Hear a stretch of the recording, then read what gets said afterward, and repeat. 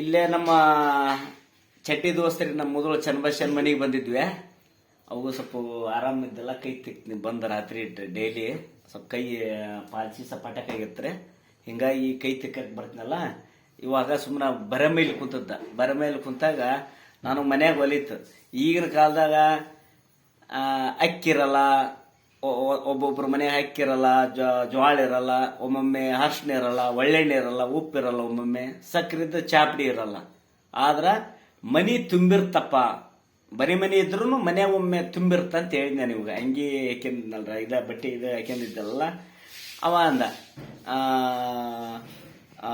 ಏನ ಆಗ್ಯಾವಲ್ಲಪ್ಪ, ಆಗ್ಯಾವಂದ್ರೆ ಮತ್ತೆ ನೀನು ಹೊರಗಲ್ದು ಪಾಕ್ಯನದ್ದು ಇದನ್ ಮಾಡಿ ತುಂಬಿರ್ತಲ್ಲ ಅದ್ರದ್ದಲ್ಲ, ಒಳಗಿರೋ ವಸ್ತು ಅಂತ ಹೇಳಿದ್ರೆ ನಾನು. ಏನಿರ್ಬೋದು ಅಂದ. ನಾನಂದೆ ಇಲ್ಲದಲ್ಲ ಅಷ್ಟು ಕಣ್ಣಿಗೆ ಪ್ರತಿಯೊಬ್ಬರು ಮನೆಯಾಗ ರಾಶಿ ಗಂಟ್ಲೆ ಬಟ್ಟೆ ಬಿದ್ದಿರ್ತಾವ, ಹೌದಲ್ರಿ? ಅಂತ ರಾಶಿ ಬರಗಾಲ ಇಲ್ಲದ ಮನೆಯಾಗನು ಎಲ್ಲ ಬಟ್ಟೆ ಇದ್ರು ಇವು ಬಟ್ಟೆ ಹಾಕಿಂದಿಲ್ಲ. ಅದಕ್ಕೆ ಅವು ವಾಚನೆ ಮಾಡಿದೆ, ಅವು ನಗ ಕುಂತವ.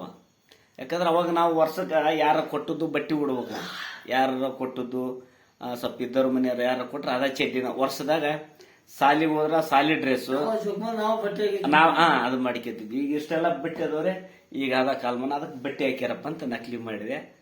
ನಮ್ಮ ಮೊದಲು ಚನ್ನಬಾಷ ಏನ್ ಹೇಳ್ತೇಪ್ಪ, ಅಭಿಮಾನಿಗಳ ದೇವರಿಗೆ ನನ್ನ ಬಾಲ್ಯ ಚಡ್ಡಿ ದೋಸ್ತ್ರಿ ಭಾಳ. ನಿನಗೆ ಯಾರಪ್ಪ ಅತಿ ದೋಸ್ತರ ಅಂದ್ರ ನನಗ 35 ವರ್ಷದಿಂದ ನನಗ ಆತ್ಮೀಯ ಗೆಳೆಯ, ನನ್ನ ಜೀವದ ಗೆಳೆಯ, ನನ್ನ ಚಡ್ಡಿ ದೋಸ್ತ. ಜೈ ಅಭಿಮಾನಿಗಳ, ಜೈ ಅಭಿಮಾನಿ ದೇವರು.